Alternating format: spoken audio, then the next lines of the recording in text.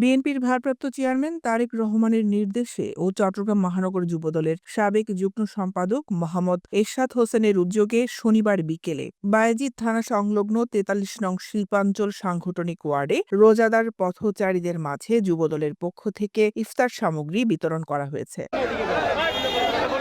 এ সময় উপস্থিত ছিলেন ৪৩ নং আমিন শিল্পাঞ্চল সাংগঠনিক ওয়ার্ড বিএনপির সাবেক সাধারণ সম্পাদক কামরুল ইসলাম, মোহাম্মদনগর ইউনিট বিএনপির সাবেক সভাপতি রুহুল আমিন, মহানগর যুবদল নেতা বাবুল হোসেন, পাঁচলাইশ থানা যুবদলের সাবেক যুগ্ম আহ্বায়ক মিল্লাত হোসেন, যুগ্ম আহ্বায়ক হুমায়ুন আহমেদ, যুগ্ম আহ্বায়ক আলমগীর হোসেন, থানা যুবদলের সদস্য ফিরোজ, ৪৩ নং আমিন শিল্পাঞ্চল সাংগঠনিক ওয়ার্ড যুবদলের সদস্য সচিব সাইফুল ইসলাম, যুগ্ম আহ্বায়ক মোহাম্মদ সুমন, যুগ্ম আহ্বায়ক সাইফুল ইসলাম, ওয়ার্ড যুবদলের সদস্য ইমন, সদস্য মাসুদ রানা, হেলাল, জামাই মাসুদ, আনোয়ার হোসেন খোকন, মোহাম্মদ রনি, দেলোয়ার হোসাইন।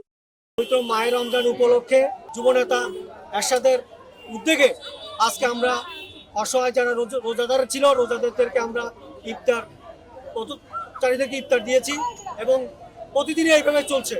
আমরা আশা করি ভবিষ্যতে এরশাদের মতো যারা দানবীর আছে এবং যারা রাজনীতি করে তারা প্রত্যেক এলাকাতে এভাবে প্রত্যেক রোজাদারদেরকে আপনার ইফতার সামগ্রী দিবে। বাংলাদেশ জাতীয়তাবাদী দল বিএনপির ভারপ্রাপ্ত চেয়ারম্যান দেশনায়ক তারেক রহমানের নির্দেশে এবং আমাদের কেন্দ্রীয় যুবদলের নির্দেশক্রমে সারা বাংলাদেশের ন্যায় চট্টগ্রামও সাধারণ রোজাদারদের মাঝে আমরা আজকে ৪৩ নং আমি শিল্পাঞ্চল সাংগঠনিক ওয়ার্ডে রোজাদারদের মাঝে পথচারী ভাইদেরকে ভাই বোনদেরকে আমরা ইফতার সামগ্রী বিতরণ করেছি।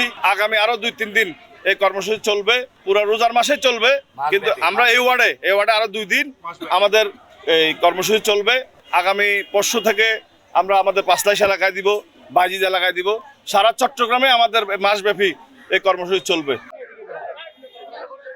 আরও উপস্থিত ছিলেন মাইনুদ্দিন, মোহাম্মদ বাদশাহ, সাদ্দাম, মোহাম্মদ মিলন, আব্দুল মালেক, আবুল বশর, দুলাল, জাকির হোসেন, মোহাম্মদ জসিম সহ বিভিন্ন স্তরের নেতৃবৃন্দ। দৈনিক আজাদী নিউজ ডেস্ক।